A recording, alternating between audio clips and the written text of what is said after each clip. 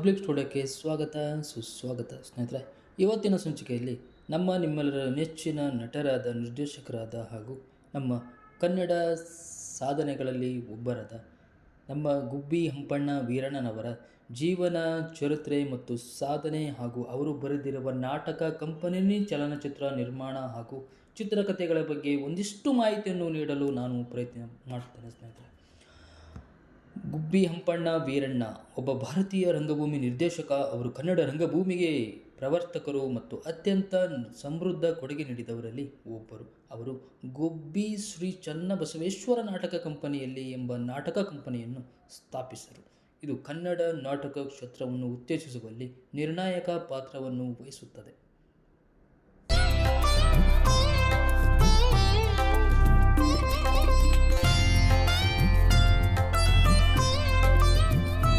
ಅವರಿಗೆ ರಂಗಭೂಮಿಯಲ್ಲಿ ಅಮೂಲ್ಯ ಆಭರಣ ಎಂದರ್ಥ ನಾಟಕ ರತ್ನ ಎಂಬ ಬಿರುದನ್ನು ನೀಡಲಾಗಿದೆ.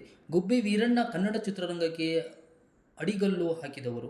ಅವರು ಸ್ಟುಡಿಯೋವನ್ನು ಸ್ಥಾಪಿಸಿದರು, ಸಿನಿಮಾದ ಆರಂಭಿಕ ದಿನಗಳಲ್ಲಿ ಮೂಕಿ ಚಿತ್ರಗಳನ್ನು ನಿರ್ಮಿಸಿದರು ಮತ್ತು ಉತ್ತಮ ಕನ್ನಡ ಕಿರುಚಿತ್ರಗಳನ್ನು ನಿರ್ಮಿಸಿದವರು. ಅವರು ಚಿತ್ರಮಂದಿರಗಳನ್ನು ನಿರ್ಮಿಸಿದರು ಮತ್ತು ಡಾಕ್ಟರ್ ರಾಜ್ಕುಮಾರ್, ಜೆ.ವಿ. ಅಯ್ಯರ್, ಬಿ.ವಿ. ಕಾರಂತ್, ಗಿರೀಶ್ ಕಾರ್ನಾಡ್ ಸೇರಿದಂತೆ ಅನೇಕ ನಟರನ್ನು ಕನ್ನಡ ಚಿತ್ರರಂಗಕ್ಕೆ ಪರಿಚಯ ಮಾಡಿದವರು ಗುಬ್ಬಿ ವೀರಣ್ಣ ಎಂಬ ಹೆಸರಿದೆ ಸ್ನೇಹಿತರೆ.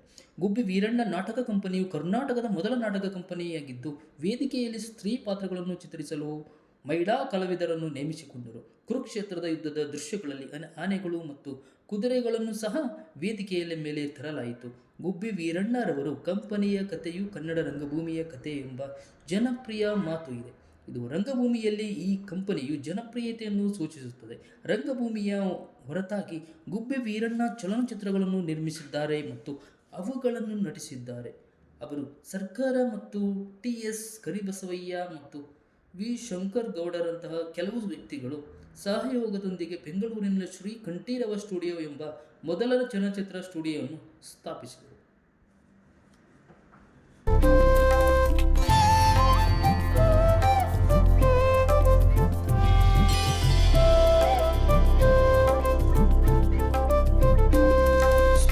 ಇವರ ಜೀವನ ಚರಿತ್ರೆ ಬಗ್ಗೆ ನಾವು ತಿಳಿಯುವುದಾದರೆ, ಗುಬ್ಬಿ ವೀರಣ್ಣ ಅವರು 1891ರಲ್ಲಿ ಕರ್ನಾಟಕದ ತುಮಕೂರು ಜಿಲ್ಲೆಯ ಗುಬ್ಬಿ ಸಮೀಪದ ಗುಲಗಂಜಿಹಳ್ಳಿ ಗ್ರಾಮದಲ್ಲಿ ಜನಿಸಿದರು. ಅವರು ಗುಬ್ಬಿ ಶ್ರೀ ಚನ್ನಬಸವೇಶ್ವರ ನಾಟಕ ಕಂಪನಿ ಎಂಬ ನಾಟಕ ಕಂಪನಿಯನ್ನು ಪ್ರಾರಂಭಿಸಿದರು ಮತ್ತು ನಾಟಕಗಳನ್ನು ನಿರ್ಮಿಸಲು ಪ್ರಾರಂಭಿಸಿದರು ಮತ್ತು ಅದರಲ್ಲಿ ಅವರು ಕೆಲವೊಮ್ಮೆ ನಟಿಸಿರುವ ಅವರಿಗೆ ಸುಂದರಮ್ಮ, ಭದ್ರಮ್ಮ ಮತ್ತು ಬಿ. ಜಯಮ್ಮ ಎಂಬ ಮೂವರು ಪತ್ನಿಯರಿದ್ದರು.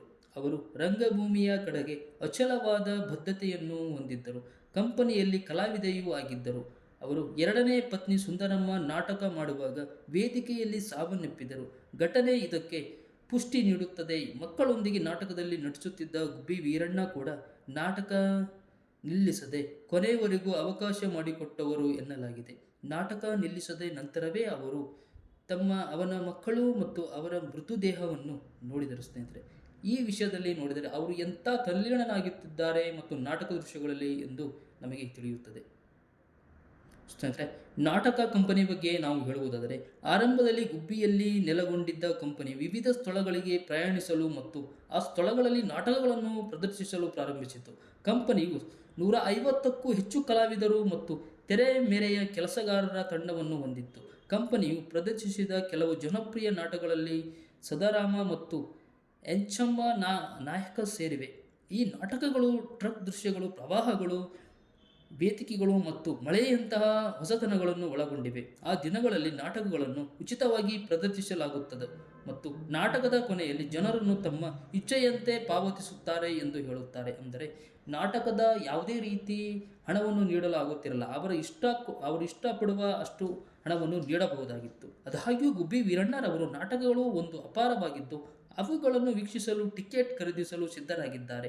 ಆ ದಿನಗಳಲ್ಲಿ ಕನ್ನಡ ಚಿತ್ರರಂಗಕ್ಕೆ ಕಾಲಿಟ್ಟ ಬಹುತೇಕ ನಟ ನಟಿಯರು ಈ ನಾಟಕ ಕಂಪನಿಯವರು. ನಂತರ ಕಂಪನಿ ವಿವಿಧ ಸ್ಥಳಗಳಲ್ಲಿ ಶಾಖೆಗಳನ್ನು ತೆರೆದರು. ಕಂಪನಿಯು ಪ್ರಮುಖ ಇಲಾಖೆಯಿಂದ ಮೈಸೂರು ಶಾಖೆ ಜನಪ್ರಿಯ ನಾಟಕಗಳನ್ನು ಪ್ರದರ್ಶಿಸಿತು ಮತ್ತು ಶಾಖೆಯಿಂದ ಉತ್ಪತ್ತಿಯಾಗುವ ಹಲವು ವಾಸ್ತವವಾಗಿ ಇಡೀ ಕಂಪನಿಯನ್ನು ಉಳಿಸಿಕೊಂಡಿದೆ. ಮೈಸೂರು ಶಾಖೆಯ ಜನಪ್ರಿಯತೆಗೆ ಕಾರಣರಾದರಲ್ಲಿ ಹಾಸ್ಯಗಾರ ವೀರಣ್ಣನವರು ಸಹ ಒಬ್ಬರು.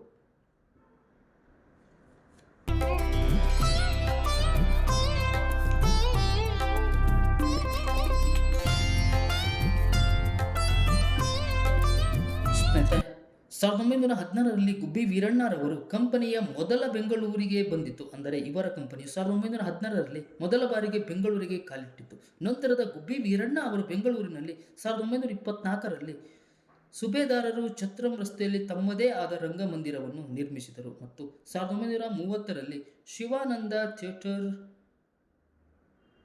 ಬಹುಶಃ ಅತ್ಯಂತ ಪ್ರಸಿದ್ಧ ಕಲಾವಿದರಾಗಿದ್ದರು. ಗುಬ್ಬಿ ವೀರಣ್ಣ ಕಂಪನಿಯಿಂದ ಹೊರಬಂದರು. ರಾಜ್ಕುಮಾರ್ ಅಂದರೆ ಡಾಕ್ಟರ್ ರಾಜ್ಕುಮಾರ್ ಅವರ ತಂದೆ ಸಿಂಗನಲ್ಲೂರು ಪುಟ್ಟಸ್ವಾಮಿ ಅವರು ಕಂಪನಿಯಲ್ಲಿ ನಟರಾಗಿದ್ದರು ಮತ್ತು ರಾಜ್ಕುಮಾರ್ ಮತ್ತು ಅವರ ಸಹೋದರ ಬಾಲ ಕಲಾವಿದರಿಗೆ ಕಂಪನಿಗೆ ಸೇರಿಸಿದರು. ರಾಜ್ಕುಮಾರ್ ಅವರು ಕನ್ನಡ ಭಾಷೆಯ ಮೇಲಿನ ಹಿಡಿತ ಮತ್ತು ಅವರ ಗಾಯನ ಕೌಶಲ್ಯವನ್ನು ಗುಬ್ಬಿ ವೀರಣ್ಣನವರು ಕಣ್ಣಾವಲಿನ ಅಡಿಯಲ್ಲಿ ಪಡೆದ ತರಬೇತಿಗೆ ಕಾರಣವಾದರು ಎಂದು ಹೇಳುತ್ತಾರೆ.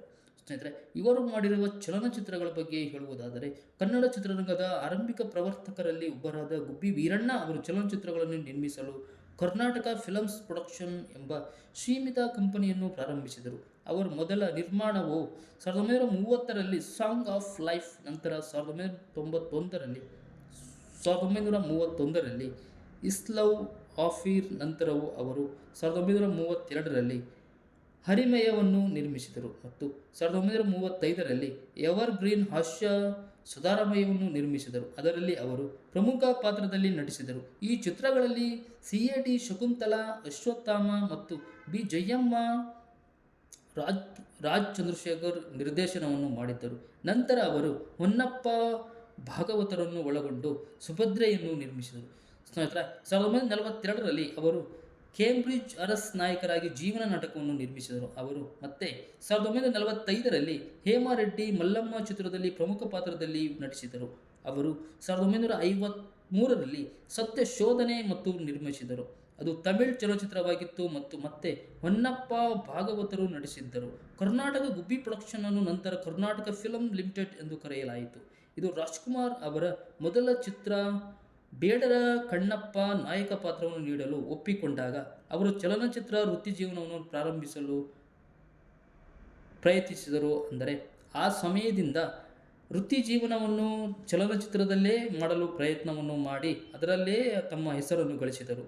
ಅವರು ವಿದೇಶದ ರಾಫೆಲ್ ಅಲೋಫ್ ನಿರ್ದೇಶನದ ಇಸ್ಲವ್ ಅಫೇರ್ನಂತಹ ಮೂಕ ಚಿತ್ರಗಳನ್ನು ಮಾಡಿದರು. ಹಲವಾರು ರೀತಿಯ ಚಿತ್ರಗಳಲ್ಲಿ ನಟನಾಗಿ ಇವರು ತಮ್ಮ ಪಾತ್ರವನ್ನು ವಹಿಸಿಕೊಂಡರು. ಸ್ನೇಹಿತರೆ, ಇವರು ಬರೆದಿರುವ ಅಂದರೆ ಇವರ ಚಿತ್ರಕಥೆಯನ್ನು ಹೇಳುವುದಾದರೆ, ಜೀವನದ ಹಾಡು, ಅವರ ಲವ್ ಅಫೇರ್, ಹರಿಮಾಯ, ಸದಾರಮೆ, ಸುಭದ್ರ, ಜೀವನ ನಾಟಕ, ಹೇಮಾರೆಡ್ಡಿ ಮಲ್ಲಮ್ಮ, ಗುಣಸಾಗರಿಕೆ ಎಂಬ ಹಲವಾರು ಚಿತ್ರಗಳಿಗೆ ಇವರು ಬರೆದು ತಮ್ಮ ಚಿತ್ರಕಥೆಯನ್ನು ನೀಡಿದ್ದಾರೆ. ಸ್ನೇಹಿತರೆ, ಇದೇ ರೀತಿಯಾಗಿ ಇವತ್ತಿನ ಸಂಚಿಕೆಯಲ್ಲಿ ಗುಬ್ಬಿ ವೀರಣ್ಣನವರ ಜೀವನ ಸಾಧನೆ ಮತ್ತು ಅವರು ನಮ್ಮ ಕನ್ನಡ ಸಿನಿಮಾಕ್ಕೆ ಕೊಟ್ಟಿರುವ ಹಲವಾರು ರೀತಿಯ ಕೊಡುಗೆಯನ್ನು ನಾವು ಹೇಳಲು ನಿಮಗೆ ಪ್ರಯತ್ನಿಸುತ್ತೇವೆ. ಸ್ನೇಹಿತರೆ, ಮುಂದಿನ ಸಂಚಿಕೆಯಲ್ಲಿ ಮತ್ತೊಂದು ವಿಷಯದೊಂದಿಗೆ ಮತ್ತೆ ಭೇಟಿಯಾಗೋಣ. ಅಲ್ಲಿವರೆಗೂ ಧನ್ಯವಾದಗಳು ಸ್ನೇಹಿತರೆ.